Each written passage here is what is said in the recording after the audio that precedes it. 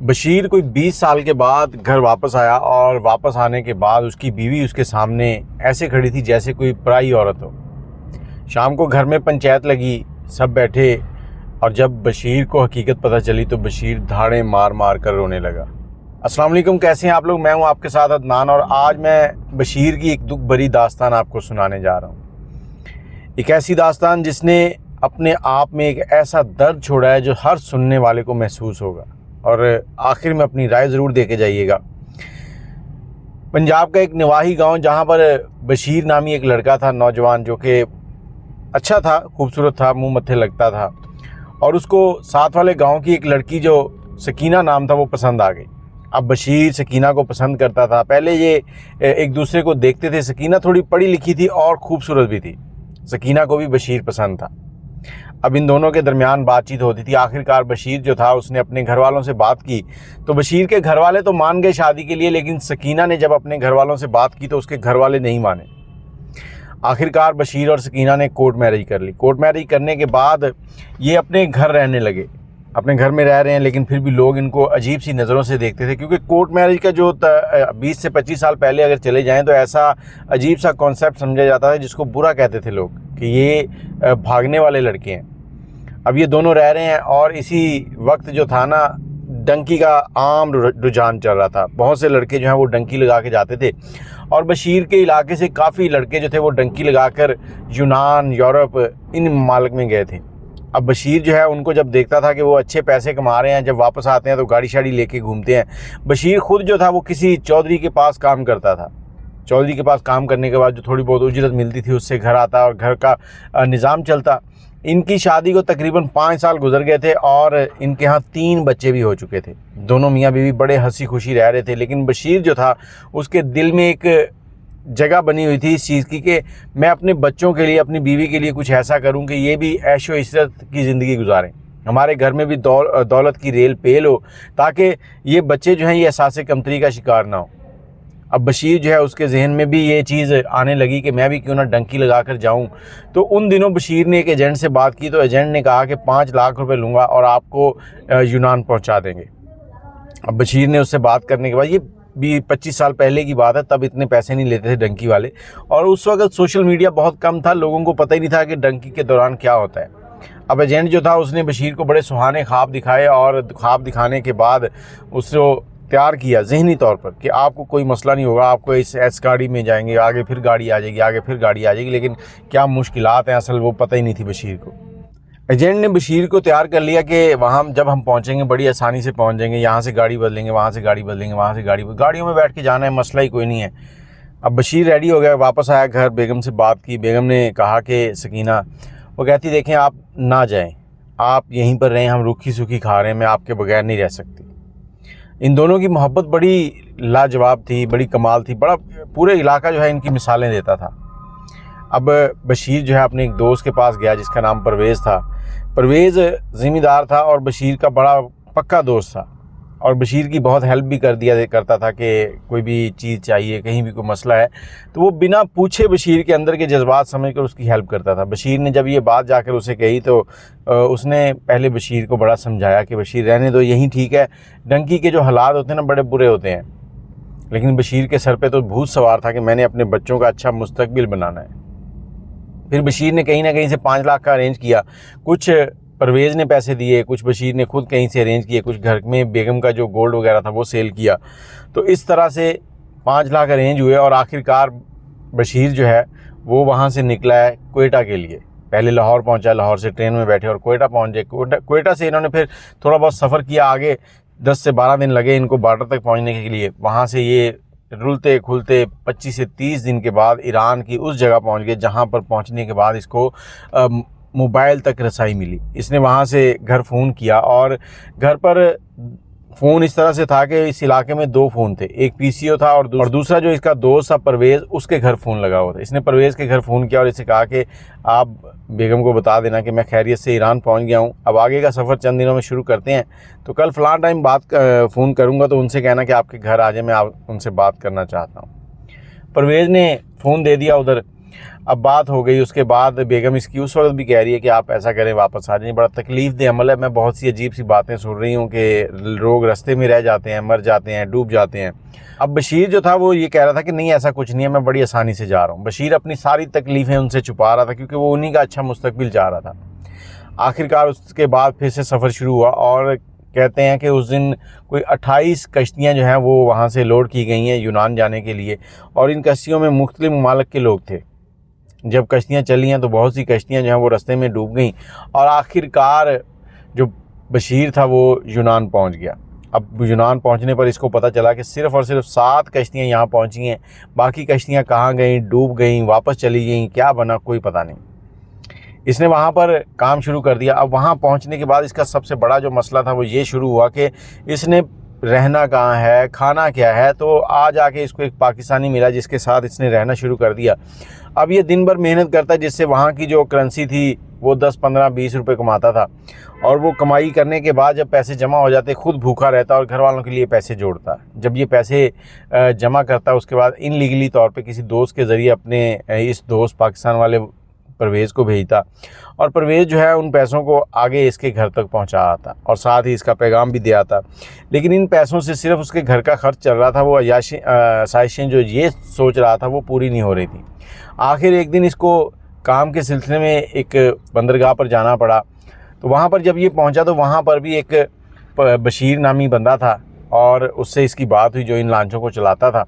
उसने इसको नौकरी दे दी, ये वहाँ पर नौकरी करने लगा। तनख्वाह तो इसकी पहले से थोड़ी सी अच्छी हो गई थी, लेकिन ये इनलीगल था, और इसी दौरान इसने वहाँ से डॉक्यूमेंट्स अप्लाई कर दिए थे परमानेंट रिहाइश के लिए, कार्ड के लिए, जो भी था। और इसकी बेगम के साथ महीने में 1 से 2 बार बात हो जाती थी क्योंकि टेलीफोन काफ़ी महंगे थे। ये चाहता था कि पैसे जितने बचा सकूँ वो बचाऊँ। अब परवेज़ के पास ये नौकरी कर रहा है और देखें कैसा एक कुदरत का कह लें कि खुशकिस्मती कह लें या इसके लिए इंतकाम कह लें, जो इसके लिए आखिर में जाके बड़ा मसला बना कि उस बंदे का नाम भी बशीर है। अब बशीर जो है वो लांचें चलाता है और उसमें कुछ स्मगलिंग इनलीगल काम करता है। अब इस बशीर को पता चल चुका था कि ये इनलीगल काम करते हैं, लेकिन ये खामोश रहा। और दूसरी तरफ बशीर जो बंगाली था जो उस लांचों को चला रहा था, उसे पता चला था तो वो खामोश हो गया, और लेकिन उसके बरक्स इसको पैसे देने शुरू कर दिए। इसने जितने भी पैसे मांगने उसने दे देने। अब बशीर जो है वो बड़ा खुश था कि पैसों की रेल पेल हो रही है, कि कई गुना ज़्यादा जो है पैसे कमाने लगा। आज से 25 साल पहले कह लें कि ये घर पे महीने के 5 से 6 लाख रुपए भेजता था, और ये सारे पैसे जो हैं ये परवेज़ के पास आते थे। परवेज़ यहाँ पर क्या करता था कि उन पैसों को इसके घर पहुँचाता, और इसी दौरान उन्होंने एक घर लिया, एक गाड़ी ली, और उस घर को बड़ा अच्छा खूबसूरत तैयार किया। तकरीबन 7 साल गुजर गए। 7 साल गुजर गए तो एक शाम को जब परवेज़ लोग लॉन्च के अंदर कुछ सामान इधर उधर करना चाह रहे थे, तो उसी वक्त कोस्ट गार्ड जो है उन्होंने इनके ऊपर धावा बोला और रात के अंधेरे में फायरिंग हुई है। फायरिंग के नतीजे में इनकी कश्ती जो है वो भी डूब गई थी और इनके काफ़ी साथी जो हैं वो मारे गए। लेकिन इसी दौरान जो बशीर था वो इसी पानी के अंदर गिरता है, और गिरने के बाद इस बेहोश हो जाता है। फिर कोस्ट गार्ड वाले इसको ले जाते हैं, लेकिन जब इसकी आंख खुलती है, इसको पता चलता है, तो पता चलता है कि ये हॉस्पिटल में है और कोस्ट गार्ड ने इसको गिरफ़्तार कर लिया है। अब इसकी एक टांग टूटी हुई थी, 1.5 महीना इसको वहाँ रखा जाता है, और जब ये मालूमात लेता है तो इसको पता चलता है कि इसका जो बशीर नामी साथी था जो इन लांचों को चला रहा था वो इसी दौरान मर गया, और उसकी लाश जो है वो गहरे पानी में डूब गई है, उसकी लाश नहीं मिली। बाकी कुछ साथी इनके मिल गए थे जो इसी के साथ गिरफ्तार हुए थे। 1.5 महीने के बाद इसको जेल मुंतकिल कर दिया गया। उसके बाद इसका मुकदमा चला। जब मुकदमा चला तो 15 साल की कैद हो गई। 7 साल ये वैसे वहाँ पर गुजार चुका था, 15 साल की कैद हो गई। और अब जो कैद थी वो ऐसी कैद थी कि इनको बहुत ख़तरनाक मुजरिम कहकर वहाँ पर जुर्म साबित हुए थे, और इनको कैद तन्हाई मिली थी। इस कैद के दौरान ये किसी से बात नहीं कर सकते थे, अपने मुल्क बात नहीं कर सकते थे, मतलब इनको टेलीफोन तक रसाई नहीं थी। 15 साल के दौरान जो बशीर है उसकी तकरीबन 15 से 20 बार टेलीफोन तक रसाई हुई है, और उस वक्त ये कह लें कि जब बशीर की किस्मत ख़राब थी कि उसका पाकिस्तान राब्ता नहीं हो सका। अब उसका राब्ता नहीं हुआ, और पीछे जो है उसकी बेगम जो है, उनको बच्चे जो हैं उनका कोई पता नहीं। अब बशीर जो है जेल में बैठा सिर्फ ख्यालों की दुनिया में 15 साल गुजार चुका था। उसी ख्यालों में वो कभी अपने माँ बाप को हज कराता था, कभी अपने बच्चों को अपने कंधे से लगाकर घूमता था, कभी बेगम की जुल्फ़ों में हाथ फेरता था। लेकिन उसे क्या पता था कि किस्मत उसके साथ क्या करने वाली है। 15 साल गुजरे हैं, बशीर जेल से निकला है, और जेल से निकलने के बाद 2 रास्ते थे उसके पास। पहला रास्ता ये था कि अगर वो चाहता तो वहीं पर अपना केस रीओपन कर लेता जो उसने डॉक्यूमेंट्स के लिए किया हुआ था, या फिर इदारों से कहता कि मुझे डिपोर्ट कर दें। वो किसी मुआवजे के बगैर 1 हफ़्ते का प्रोसेस था, इसे डिपोर्ट कर देते। अब इसने यही सोचा कि मैं डिपोर्ट हो जाता हूँ, घर जाता हूँ, बच्चों से मिलता हूँ। 15 साल जेल के, 7 साल दूसरे, 22 साल इसने जुदाई अपनी उस महबूबा से दूर रहकर गुजार ली थी जिसके लिए ये सारे काम करने आया था। पसंद की शादी की थी और वो पसंद की शादी सिर्फ़ और सिर्फ 7 साल इकट्ठे गुजार सके थे। 3 बच्चे थे, उनकी शक्लें भी इसने नहीं देखी थी। लेकिन इस वक्त सोशल मीडिया का दौर आम हो चुका था और इसने फ़ोन किया घर पे अपने दोस्त परवेज़ के घर फ़ोन किया। तो जब फ़ोन अटेंड हुआ तो फ़ोन अटेंड होने के बाद जो आगे से इसने आवाज़ सुनाई तो इसको ऐसे लगा कि जैसे ये इसकी महबूबा सकीना की आवाज़ है। इसने उनसे पूछा कि मुझे परवेज़ से बात करनी है। तो उन्होंने कहा आप कौन। जैसे ही इसने अपना नाम बताया तो आगे से फ़ोन कट गया। ये कुछ लम्हे के लिए बैठा सोचता रहा कि ये क्या हुआ। तो फिर इसने दोबारा फ़ोन किया। जब दोबारा फ़ोन किया तो इसने कहा कि मुझे परवेज़ से बात करनी है, मैं उसका दोस्त बोल रहा हूँ। तो जल्दी से आगे से जो औरत थी उसने परवेज़ का नंबर लिखाया और कहा कि इस नंबर पे आप कॉल कर लें। जब इसने उस नंबर पे कॉल की तो इसने परवेज़ से कहा कि कैसे हैं आप, मैं जेल में था, मैं निकल आया हूँ। जैसे ही इसने ये अल्फाज कहे तो ये बड़ा एक्साइटेड था पाकिस्तान आने के लिए, लेकिन आगे से जो परवेज़ था वो बड़ा परेशान हो गया कि ये क्या हो गया। परवेज़ ने कहा अच्छा ठीक है, आप इतने टाइम के बाद कॉल करना, मैं आपकी भाभी से बात करवा दूँगा। अब जब दोबारा कॉल की गई तो परवेज़ ने कहा कि ये लो आप बात करो। बात हुई तो आगे से ये जो है एक्साइटमेंट में अपनी बेगम को, सकीना को प्यार से बुला रहा है, बच्चों के बारे में पूछ रहा है और उसको कह रहा है कि मैं पाकिस्तान आ रहा हूँ। और वो इसकी बातों को गौर से सुन नहीं रही और वो इसको 2-3 बार बहाना बना चुकी है कि मुझे घर पे कोई काम है, इस तरह। लेकिन ये अपनी कहानी सुना रहा है। आखिर उसने कहा कि आप ऐसे करें कि परवेज़ को अपनी कहानी सुना दें, मैं इनसे सुन लूँगी, मुझे काम है। तो फिर परवेज़ को फ़ोन दिया। परवेज़ ने कहा कि तुम्हारा क्या वो वहाँ पर जो प्रोसेस है वो दोबारा ओपन हो सकता है वहाँ के डॉक्यूमेंट्स का। तो इसने कहा हो सकता है। तो उसने कहा कि तो आप वो क्यों नहीं करवाते। इसी दौरान सकीना आई और इसने भी यही कहा कि आप वहाँ पर वो अपना डॉक्यूमेंट्स ओपन करवाएं, वहाँ की नेशनैलिटी लें, पैसे कमाएं। अब बशीर समझा कि ये मेरे ऊपर तंज कर रही है, इसलिए इस तरह से कह रही है। तो बशीर ने उसको हवा में उड़ा दिया या इग्नोर कर दिया और चंद दिनों के बाद वहाँ से फ़्लाइट ली और जब पाकिस्तान आया तो पाकिस्तान आने के बाद एयरपोर्ट पर परवेज़ और बशीर का एक साला था, वो इसको रिसीव करने आए थे। जब परवेज़ वहाँ पर पहुँचा, इसने पूछा कि मेरी महबूबा नहीं आई सकीना। तो वो कहते कि उनकी कुछ तबीयत ख़राब थी इसलिए नहीं आई, और इसके बच्चे जो थे वो भी वहाँ नहीं आए थे। अब इसको घर लेके जाते हैं। जैसे ही ये वहाँ पहुँचता है तो इसका साला जो है बाहर से ही इसका सामान रखता है और रखने के बाद चला जाता है। सामान रखा और चला गया और ये हैरान था कि ये क्यों चला गया है। अब घर के अंदर दाखिल हुआ, सामने इसकी बेगम खड़ी है और जो परवेज़ है वो भी वहीं खड़ा है। अब ये देख रहा है कि परवेज़ जा क्यों नहीं रहा। परवेज़ वहीं पर खड़ा है, सब हैरानगी से एक दूसरे को देख रहे हैं। इसके बच्चे जो थे वो भी बड़े पत्थर से बने हुए हैं कि ये क्या हो रहा है, और इनकी जो अहलिया थी वो भी अनजान सी एक मूर्ति बन के सामने खड़ी हैं। तो इसने आखिरकार परवेज़ से कहा कि आप परवेज़ जाएं, फिर शाम में बात होती है। तो परवेज़ ने फिर अचानक से कह दिया ठीक है मैं चलता हूँ। परवेज़ चला गया। ये कमरे में बैठ गए। कमरे में 4 बेड लगे हुए थे, 3 पर इसके बच्चे लेट गए, 1 पर इसकी अहलिया लेट गई और ये सोफ़े पर ही बैठा सो गया। सुबह हुई, बच्चे यूनिवर्सिटी गए हैं, बच्चे यूनिवर्सिटी चले गए। तो इसने उससे कहा कि सकीना तुम तो ऐसे हो गई हो जैसे मेरे लिए पराई हो, तुम तो मुझे पहचान ही नहीं रही, ऐसे देख रही हो जैसे मैं कोई अनजान हूँ। सकीना कहती नहीं कोई बात नहीं, आपको शाम में कुछ बात करते हैं, मेरे मामू, आपके मामू और मेरे भाई आएंगे, फिर बात करने के बाद फिर बात करेंगे। बशीर ने सकीना का हाथ पकड़ा, उसे नज़दीक लाना चाहा तो उसने कहा जी मैंने रोज़ा रखा हुआ है। बशीर कहता रोज़ा रखा हुआ है, खैरियत। कहती मैंने ये नफली रोज़ा सोचा था कि अगर आप मिल जाएंगे तो मैं आपके लिए रोज़ा रखूँगी। अब बशीर बड़ा खुश हुआ कि ये मेरी आज भी केयर करती है। शाम हुई, शाम को इसी घर के सीन के अंदर चारपाइयाँ लग गईं और चारपाइयों के ऊपर वो जितने लोगों ने आना था रिश्तेदारों ने वो सब आ चुके थे। और एक चारपाई के ऊपर परवेज़ बैठा था, एक पर बशीर बैठा था, सामने इसके बच्चे बैठे थे। और हैरानगी की बात ये थी कि बच्चे भी बाप से दूर थे। और ये कहानी जब बशीर सुना रहा था तो उसकी आंखें जो हैं वो इतनी नम थीं कि वो मतलब हिचकियाँ बंध रही थी उसकी रोते हुए जब वो ये सुना रहा था। तो कहता कि वहाँ पर सब बैठे हैं। तो मेरे मामू ने कहा कि बेटा तुम जब वहाँ गए, तुम्हारा 5 से 6 साल तक रब्ता रहा, उसके बाद तुम जो है वो अचानक से गायब हो गए। और हमने बहुत तरीक़ों से पता किया, वहाँ से 2 लड़के भी आए थे जिन्होंने आकर कहा कि बशीर जो है उसकी डेथ हो गई, समंदर में डूब गया, उसकी लाश भी नहीं मिली। और दूसरा, हमने सरकारी ज़राए से भी पता करने की कोशिश की, तो वहाँ से भी यही पता चला कि बशीर जो है वो उसकी डेथ हो गई है, वो डूब कर मर गया। अब यहाँ इसके होश गुम हो गए। ये वही बशीर था जो कश्तियों वाला, इसका हम नाम इसको मिला था। मैंने बताया था ना कि ये पता नहीं इसकी खुशकिस्मती थी या बदकिस्मती। अब ये बातें चल रही हैं तो इतनी देर में इसकी बीवी सकीना आती है और ये देख रहा है कि सकीना इसके साथ आके बैठेगी, लेकिन वो जाकर परवेज़ के साथ बैठ जाती है। ये बड़ा गुस्से से लाल पीला हुआ कि ये क्या बात है। इसने कहा सकीना तुम इधर आके बैठो, तो वो खामोश थी। इसके मामू ने बात आगे बढ़ाई तो इसने कहा कि फिर तुम्हारी जो अहलिया है, इन्होंने जब ये देख लिया हमने, तो यहाँ पर तुम्हारा जनाजा भी करवा दिया था कि तुम मर गए हो। तो 2 साल तक इसने इद्दत के बाद अकेले ज़िंदगी गुजारी।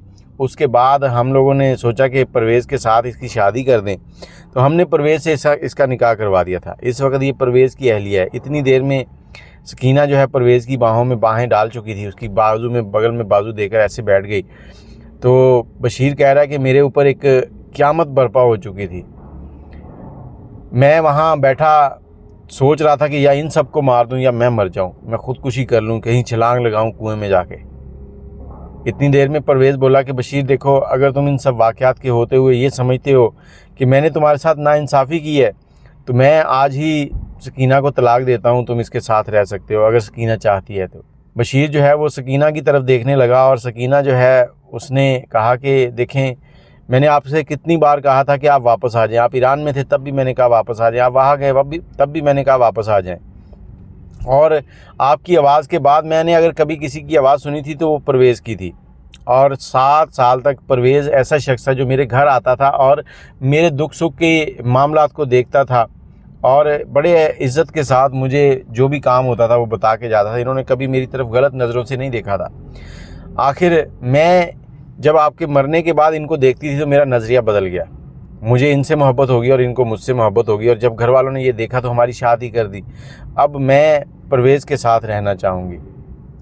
बशीर के ऊपर एक क़यामत बर्पा थी और यहाँ पर सबसे बड़ी क़यामत ये थी कि बेगम तो बेगम जिसे उसने मोहब्बत की शादी की थी, सारे ख़ानदान से लड़ाई करके एक किस्म की कोर्ट मैरिज की थी, वो भी उसके साथ नहीं है। और दूसरा जो उसके बच्चे थे वो बच्चे भी उसके साथ नहीं हैं। बच्चों ने एक बार भी नहीं कहा कि हमारा बाप है।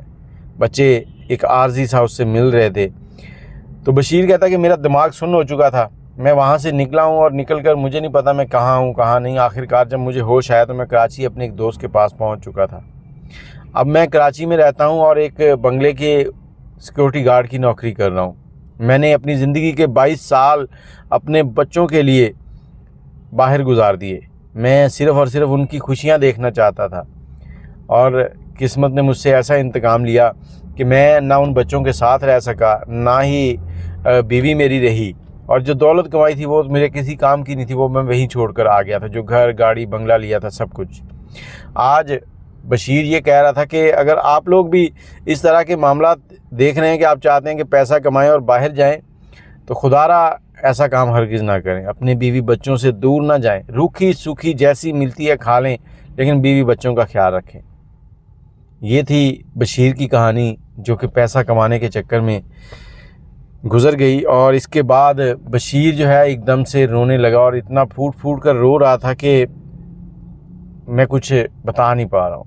आज मेरे अपने अंदर ऐसा ही एक तूफ़ान चल रहा है कि मुझे उसकी कहानी सुनते हुए बिल्कुल मेरी आंखों के सामने वो पूरा सीन चल रहा था। अल्लाह पाक सबके बहन भाई बीवी बच्चे रिश्तेदारों को सलामत रखे और सबको एक दूसरे के नज़दीक रखे।